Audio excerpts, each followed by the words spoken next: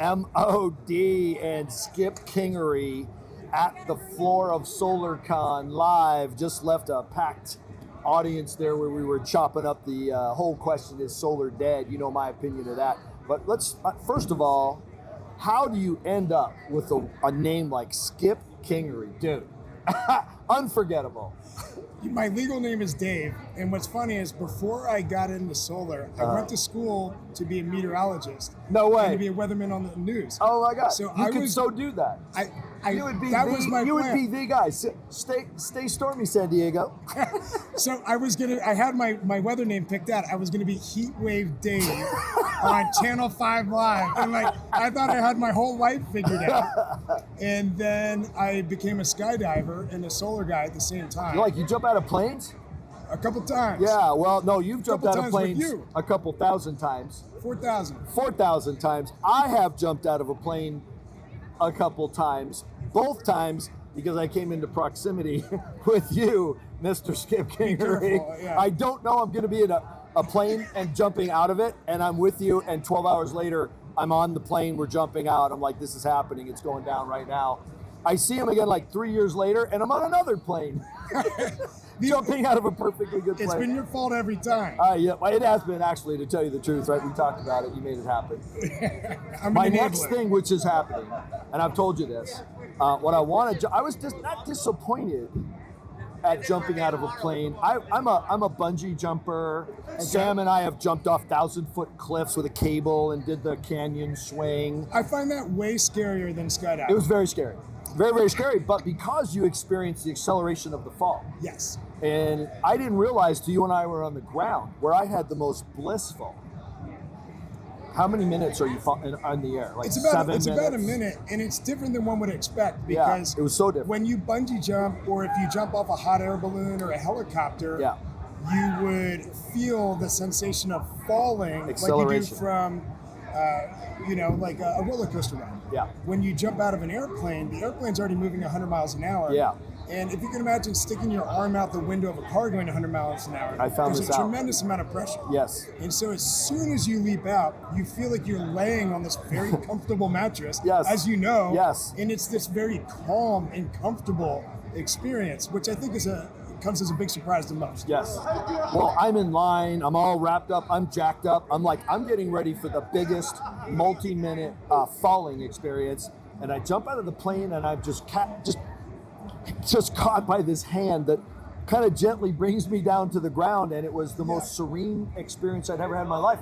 But I thought it was going to be the most exhilarating, and I was kind of surprised it was a completely different experience. Yeah, I thought it was going to be like a big wahoo moment. And when I did my first skydive, to me, when I went in with that expectation, it was a very calming experience that really took me by surprise. Mm-hmm. And that's what I try and articulate to everybody when I'm explaining the sensation of skydiving. Well, you didn't tell me that, and so I'm completely infused by serenity instead of adrenaline. And I'm an adrenaline junkie, so I wasn't disappointed, but it was definitely not what I thought I was getting. One would think I'd be a better sales guy articulating the experience. No, it's a big switch. It was a perfect sales guy move, right? I told you I want to experience.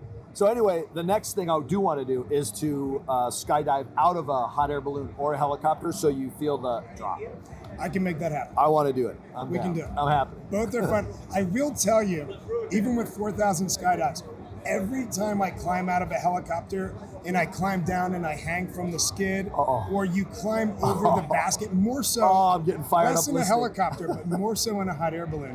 When you climb over the edge of the basket, when you're going up in the hot air balloon, it is silent. Yes. And all you hear which I've done twice. Hot air balloon, loved it. Very serene. Way scarier than skydiving, not exhilarating. In my opinion, because you have this guy that just drank a Bud Light and got done ponytail, his mullet. That was my guy. And you got literally my hot air balloon guy is Dan the Balloon Man. Dan the Balloon Man. And he's got a huge I think he was mullet. Mine too. And I would never, ever not jump out of that hot air balloon and land with him. Just to get away from it. Well, there's no way I'm going down with him. So when you climb out over the edge of the basket in this, you'd rather skydive out of the basket than let this thing land, moving at about 25 miles an hour that way. And you hear this thing creaking as you climb over the basket. Yeah. And I am terrified. With thousands of skydives, it's like it's a first time experience all over again. Yeah. So you and I were kind of pups. You were actually in it for a while already when you and I met at the Sales Summit in Las Vegas. Sam 2019. Taggart asked me to come and do that deal, and I'm putting on the solar training. You were very supportive, complimentary. I took a ton of notes. You gave great content that was, not only was it good content, but the content that you deliver is actionable. So, you know, there's a lot of people that read books and do tons of things, or tons of presentations, and those are great things in theory. What I really loved about the training that you did, for me, somebody who had been in solar for years and had over 500 employees at the time, I was able to walk away from listening to one of my peers say very valuable things that I could transcribe down in the notes and then make them very actionable and usable in my work life and showable the very following week, and get very direct results. Showing and other that's guys when how I to fell do in stuff. love with Mike O'Donnell, because I said, not only can this guy deliver value, but he can do it in a format that allows it to be actionable. Yeah. And that is the real key. The key. And The Alec recipe. That's why when I wrote the Nethercott- book, no matter what, I called it the recipe. I want, like, it's a recipe book. You can do this, man. You can do this. And I had never done it before. That was my first time really standing up, not in my own sales organization, giving sales training. So I was, you know, a little self-conscious about it. I'm like up all night the night before doing PowerPoint slides, and you know, I end up at the tearaway whiteboard thing. I would have never thought that, because you delivered it so confidently. And everybody was feverishly taking notes. Yeah. You delivered it so confidently, I would have never believed that. It was so real because it was just the real stuff. Like, dude, what do you do when you're knocking on the door? What do you do when you're in a solar presentation? What do you do to get them to say yes when they want to think about it? Like, this is what I do. And then that was a great weekend, which included, by the way, do you remember this? Knocking on doors, selling no soliciting signs. Was that the funniest shit ever? I have a great picture of that, and we adopted that at Current Home, our company. And when I came back from that event, for the next several months, I don't know why we got away from it, I would have everybody on their first day on the doors coming out of training sell no soliciting signs, because it broke the mold. I mean, we all know what it's like. It's even for an experienced canvasser. I get nervous going out to my first door every day. I don't know why. I shouldn't. Every single morning. Time. Every single morning. And people don't believe me. I said, if you don't have the experience of wanting to throw up in the bushes before you knock that first door, like, maybe this isn't for you. And there are so many people that are brave enough, but I'm not. I have to overcome that hump every morning, every single time I go out. I do too. And that exercise I thought was so tremendous, because everybody knew that their performance didn't matter. It was just about giving an effort. Just doing it. And I think that's such an impactful exercise really for was. people to go out there, make the effort, and get their first no's, and learn that that no doesn't hurt. Yeah. And that no doesn't mean that the next door isn't a yes. And what a great exercise. I'm glad you brought that up. And Brandon Hall taught me another one that I'd like to use as well, where everyone's going out doing a treasure hunt. What's the treasure hunt where you give them stuff to go find? Yeah. What do you call that? Some kind of treasure hunt. Anyway, good. Hey, do you have a needle and thread? Again, knock on the door, go meet people. They can't eat you, so you're going to have to learn they cannot eat you. And you also can't screw it up, because they're not buying solar now, so you can't make it worse. All you can do is just go screw it up, and it doesn't matter. That's the beauty of the environment that those really intelligent people are creating when they do those exercises. 100%. And going out and doing it, I remember thinking, these people are going to know we're completely full of shit. And they're just going to be, come on, man, you bugged me to come here and so no. Every single person we knocked on the door took it totally seriously. I'm like, they really think we're selling no soliciting signs? We sold many no soliciting signs. I think we sold $750 worth of no soliciting signs out of thin air, like $30 worth of, that's a good margin. $30 worth of no soliciting signs for $750. Now, it was a fun opening, because you could knock on the door and be like, don't you hate all those door-to-door sales guys? So do we. Here's how to never deal with me again. And they never wanted to see me again, and they were willing used that line with solar. I should say that to my wife. Number one benefit to going solar, all these goddamn sales guys will stop knocking on your door. Number one benefit. But Mr. Urgency, me, I'm knocking on that door selling thing. He'll go, hey, listen, down the street, have you heard? There's an entire convention of door-to-door salespeople, and that was us. Yeah, about to be unleashed on your community. They're coming right now. Like, you need this no soliciting sign. What a great urgency. Or you're going to be under this barrage. Yeah, but great wait, urgency. there's more. If you buy this no soliciting sign now, we will we will register you in the national no knocking list, so you don't have to worry about guys blitzing Las Vegas and knocking your door. And I remember we were also offering, and they were like stickers, right? Free installation. And we were free professional installations of these no soliciting stickers. But wait, and we're if like, you act we're now, like, do you want it up here? Do you want it down here? And we're like looking at the door, and people are taking. Oh my god! My favorite was the ones that already had no soliciting signs, so they were already stated as annoyed. Obviously, it wasn't working, so you clearly need another. We need an upgrade. We're here with your upgrade. Yeah. Yeah, and because you're a previous customer, you're going to get a big discount. We can see that your current service isn't working because here we are. And this is the service you need to prevent us from being here in the future. So I've told you this, you're one of my favorite people in the solar industry. Likewise. I kind of like, I'll be at events and I go, I wish Skip was at this event, just because I like when we're both at the same event. You were at the first event that I had my first experience with manifesting, or knowing I should be manifesting a mindset where I'm going to be creating actual wealth, which for me has become the idea that I'm creating generational wealth, which is for me has become the idea that I will be, finishing my solar career as one of those people that has a yacht in Mediterranean. And that requires $100 million net worth. So now I guess I need $100 million. Okay, well, I got a lot to do, so let's go. So we were together. Sam did that guided imagery, but you and I saw each other 2 months ago, and I'm getting serious about this yacht, man. Yeah. And you're like telling me, dude, I know shit about yachts. I'm figuring this out. Oh yeah. And that was 2 months ago, and it sounds like you're not kidding. I will share my Google spreadsheet with you on all the costs of running a charter business. Running a charter business. So that's what I found out. So what's funny is when you get the mindset and you start thinking about it, stuff starts coming to you. Yes. And what I found out is people who own yachts, they don't pay money to own yachts. They invest in owning a yacht, but they don't pay money to be on a yacht. They lease it out for most of the year. They charter it out for most of the year, and they make money owning a yacht. And they depreciate the entire asset. And so they're getting tax breaks. They are. And so, but you're like, no, dude, I got to kind of figure it out here locally, our next step. And so talking about doing it in Florida. So 60 days later, after I see you in San Diego, you're like, dude, I got it done, and if you want in, you're in. I'm like, I'm in. And so 60 days after thinking about this and seeing it, it's manifested, now it's happening. That's like kind of spooky. It's this exciting. Napoleon Hill guy wasn't kidding around. I think just taking action is the most important thing. And we deal with so many people that are doers, and it's just about teeing up an idea. You've got an idea. Yeah. Documenting it, putting it on paper, mathing through it, and then just taking action. And then you find out it's not mystical. No, it's not. And that is the big difference between dreamers and doers. It's dreamers think about it, they talk about it. Doers take that dream, they document it, they put their hypothesis down. Like a good scientist, they try and break their hypothesis and prove it wrong. Right. And when they can't, they say, I'm buying the yacht. It's happening. It's going down. We're doing this thing. Yeah. Let's do it.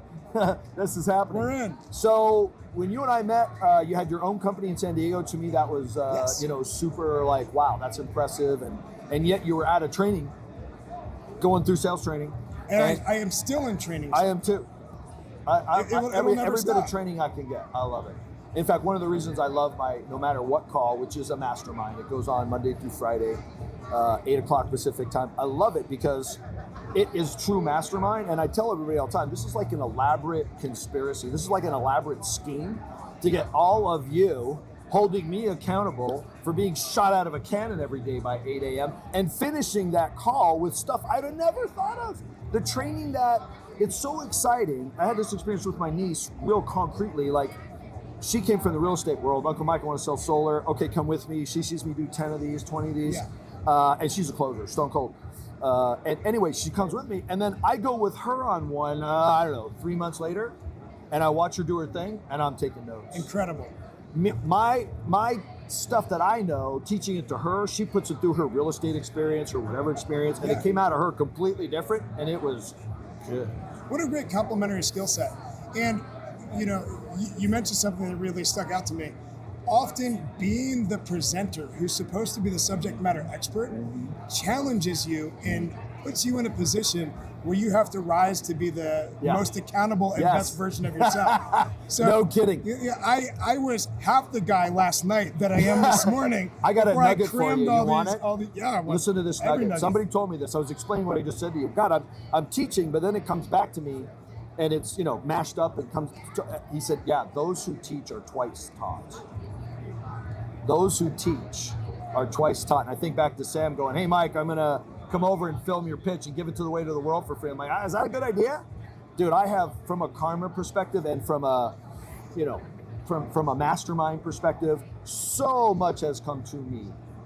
So much more than I have put out there. It's hard to imagine. What a great saying. It's almost a good tattoo. What's the tattoo say? Well, the tattoo would be everything's twice taught. Mm-hmm. Right? Like those who teach. Those who teach are twice taught. Yeah. What a great tattoo. Sam Taggart had a great tattoo. He talked about it. Just where your watch would be. Yeah. Just tattooing it says now. Why don't you do anything? It's always now. Now. What time? Just do it now. Do it now. I have no Thoughts argument against that. To action. Do it now. I love it. I think about that all the time. I think about that all the time. And so at any rate, so that was years ago. Now we're both years older. You look younger. I look older. I just turned 60 this year. I don't look older. I am older, right? So I'm 10 years into solar. I was 50 when I started. And so, so much has come to me. But, now you guys, solar company, you've made the duration. So many companies have gone out of business in the last few years. This is my 17th year in solar. Unbelievable. And then your company, been around, adding, other markets. What do you attribute the duration, long-term success to? So there was somebody, they were at the Academy Awards or the Emmys, and it was an actor. He said something that really stuck with me, and he said, the fastest way to get somewhere is the slow way. Yeah. And it is really just about doing it the right way, not doing it the fast way for short money, quick money today, and doing what you know is the right way, and then doing it consistently. So I think business endurance is the thing that really separates the people that have the potential to make a couple 100,000. They change that with that endurance to making 7 figures and doing so consistently. Because that's where all of us came. That's where we all came from. And there are plenty of people that are better, slicker speaking salesmen than I am. Yeah. They're smarter, better at math, quicker than I. None that look better in a blue blazer, so I'm just going to throw that out. It's a new blazer. You got that going for you. But the endurance is where I've really seen the people who are the most successful today. It's just the endurance. It's having a good play, sticking to your plan, and doing business with integrity so that you can maintain a reputation long enough to mature through your business. So I think it is business endurance. And we all have tons of obstacles thrown at us, especially in solar. We have to deal with legislative things. We have to deal with tariffs on our equipment. We have to deal with net energy metering. Made in America. America. And so we have all of these different challenges that present themselves to us all the time. And it's not really buying into any of those challenges and just looking at us. This is today's hurdle that I have to get over, and not a showstopper. And just keep going and keep going and keep solving and sticking with it. And that endurance is what separates the multiple 6-figure high potential earners from the 7-figure consistent earners. I love it. I ripped you off, by the way. Did you? I don't know if I told you that. I think you might even be kind of mentioned in the book, something that you shared with me. But that would be awesome. This is an aged thing that you shared with me. So currently, your solar sales guys, they're in a house, looking at solar. The customer's like, man, this is a no-brainer. Like, how come there's not a law forcing us to do this? It's like, seems like this is making a lot of sense to you. Oh yeah, what is this, an IQ test? I thought this was a sales pitch. Is this an IQ test? You trying to ask me if I'm stupid? Sounds like, well, let's get the paperwork going. Oh, whoa, wait a minute here. Let's not get ahead of ourselves. I'm going to need to do a lot of research. I'm going to need multiple days. I never sign anything when I'm sitting with a sales guy.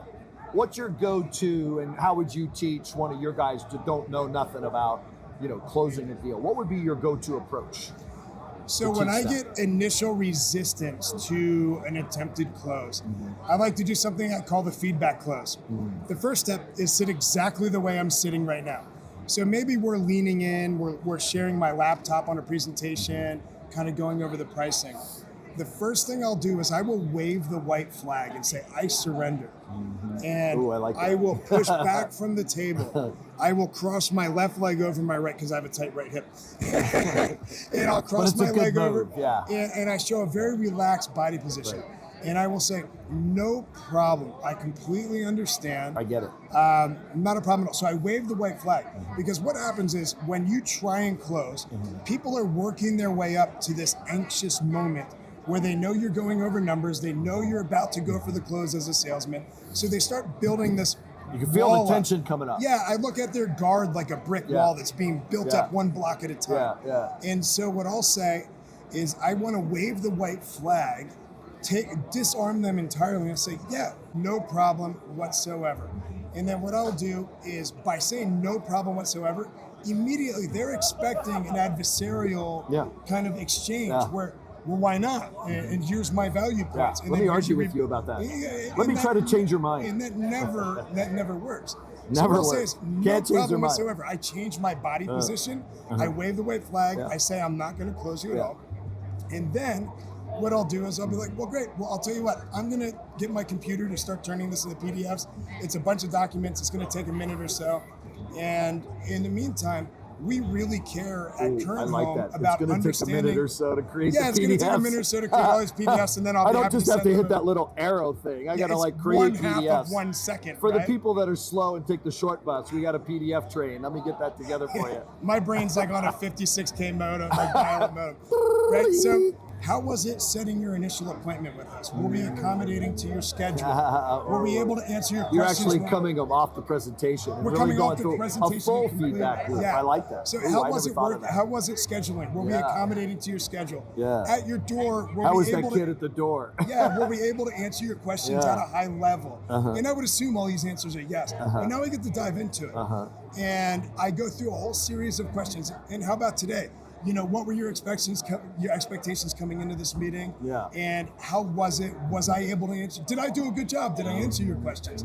How do you feel coming out of this? Do you feel empowered with education, so you feel informed down the road when it's comfortable for you at the right time to make an informed decision? And they'll say yes, yes, yes, or no, and then that gives me an opportunity to augment the value and fill the gap. And then augment the value and fill the gap. Right, I like that. And then what we'll do from there is, after we've kind of gone through that whole phase and we've disarmed the customer, and I waved the white flag, they were disarmed, and now they're ready to be open and genuine again because they're not in defense mode, I will say, well, great. To try and uncover their final objections, I will say something along the lines of, well, great. Well, hey, I've got all my PDFs created for you. I can share them with you now. While I'm here, as you guys go through your review process over the next days, weeks, months, years, whatever it is, what are the things that you guys think that you'll be discussing and considering? By the way, how much time are we talking about? Are we talking 2 years, 2 months, 2 weeks, 2 days? How much time are we working with here? Yeah, and I almost put it off like I don't know and I don't care. Like whether whatever your review process is, whether it is hours, days, months, years, it doesn't matter to me. What are the things that you think you'll be discussing and considering the most?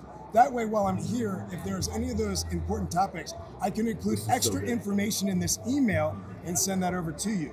And then as soon as they, now that tax credit stuff, utility stuff, what do you need? Whatever it is. Then they'll start telling you, oh no, man, you covered it. Well, or you covered it so well. Or, and even better than that, they will tell me the objection that they were not willing to uncover during the presentation. The real objection. The real not objections, the throwaway. Especially when you're a really great salesperson, salesman, saleswoman, people are afraid to give you objections because they know that you can overcome that. And they don't want to be put in a position where they feel like they have to make a decision that's outside of their comfort zone. For the ground. We've used this feedback loop to completely disarm them. And now I'll say, well, great. Well, as you guys go, I want to make sure that in addition to the standard information I'm going to send you, I send you any information about the things that you'll be considering and discussing the most throughout your review process, however long that is. What is it that you guys think you'll be discussing and considering most? And that way, if I have any extra info on that, I can include that in this email. Now we get them now. Plus, you're getting them an opportunity to take the stage. Absolutely. People love to be, it's your turn to say things thoughtful and show me that you're smart. And I get to talk. That's a great idea. And now they will uncover their final objections. And as a sales professional, we can go in and now we can start to address those. Yeah, and they have no idea they're handing you the ammo. And then we will cover that and say, well, great. Well, I was going to put this in an email, but I feel like we just covered it. Did you have any other questions on that? Do you feel comfortable with that information? Yeah. Well, then, if we knocked all that out and everything looks like a home run, I don't see any reason why I wouldn't lock this pricing in for you now. Awesome. And then you rebound. I call it rebounding to the close. So when somebody gives you an objection and you're able to handle it really well and they feel really comfortable with it, immediately when they say they feel comfortable with that answer that seemed as if it was the only answer that they needed to move forward, I go right into the close and say, well, great. Well, if you don't have any other questions, that makes sense. I don't see any reason why we wouldn't lock this in for you now before pricing could go up. Yeah, we got tariffs coming. We got acts of Congress coming.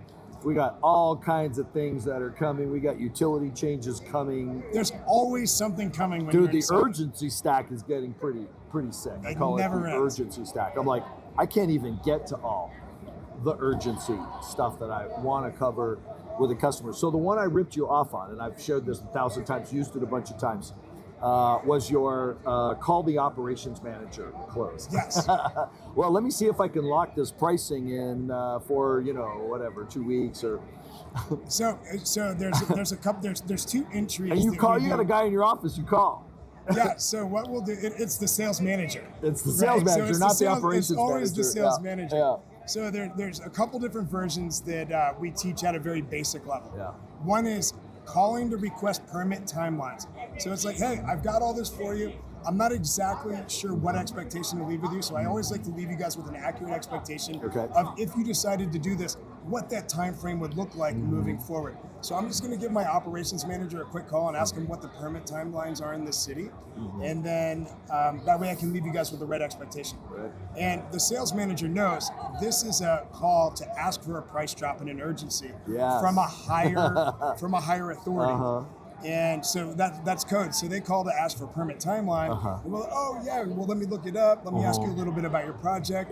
We'll diffuse the situation and not make it seem like a price drop by asking questions about the project. Kind of from an operational standpoint, we will then disclose what is the average permit timeline. Because we do have that data. We will share that. And then we will, looks the sales like we're manager will 17 days to permit, average install from we're out in 60 days. Yeah, so when I was speaking at Door to Door Con, I covered this. It was you call in asking about the permit timeline. Right. The sales manager knows that's code for I need a price drop tied to urgency. And a good urgency is a unique, one-off, unrepeatable action that benefits the homeowner to move forward now at our expense. Right? Imagine if you're a florist and your freezer dies and you've got to have a fire sale on these roses. I got to get rid of these flowers this afternoon. So they'll be like, hey, Mike, I just wanted to check in and see what the permits are like in Corona, California. And you say, oh, yeah, no problem. Well, tell me a little bit about your project. Oh, we're using these inverters. It's this many panels. We're using these roof surfaces, this kind of roof. And then we're using these panels. Oh, did you say these panels? I'll tell you what, I haven't had a chance to catch up with you because you've been out in the field all day. But for some reason, these panels fell off the back of a truck. And we've got some kind of deal on those right now. So what's really interesting is... Amazing. What a coincidence. It is. And it's a great way to create urgency because the salesperson is not calling asking for a price drop. Right. They are asking for a permitting timeline. And then the operations manager / sales wait a manager minute, something just came up. Says, hey, they introduce a discount you weren't even asking for. And then it has to be a unique, one-off, unrepeated scenario. Because if it's just some promo, one-off, unrepeatable scenario, and it's outside of your control. It's just the circumstances that we're dealing with. Yeah, because look, if it's something from your marketing department, that's within your control. You're just deciding whether or not to give them that. You got if it's something that's you got that outside of $500 your- promo coupon that I can use for this deal. Exactly. Yeah. But if it's something that's situational and outside of your control, Yeah. it comes across much more authentic. Yes. And the customers then put pressure on themselves versus you putting pressure on the customer and tarnishing the rapport that you've worked so hard to establish. Yes. Yes. Wow, that is smooth, from the smoothest guy in solar, Mr. Skip Kingery. Dude, you and I on a yacht, this thing's happening, that's going down. We're gonna do it. And it's awesome to run into you here. I think we covered the 10 minutes that we were talking about. I didn't know there was a time. I could go on for another half an hour. This is easy. It's great chopping it up with you, Mr. Skip Kingery, one of the smoothest guys in solar. Looking good. Great to have you here, and I'm looking forward to seeing you the rest of the week here. It's an honor and a privilege, and I can't wait to spend the next couple of days with you. Thanks, brother. Mike, thank you so All much. right, take care. Take care.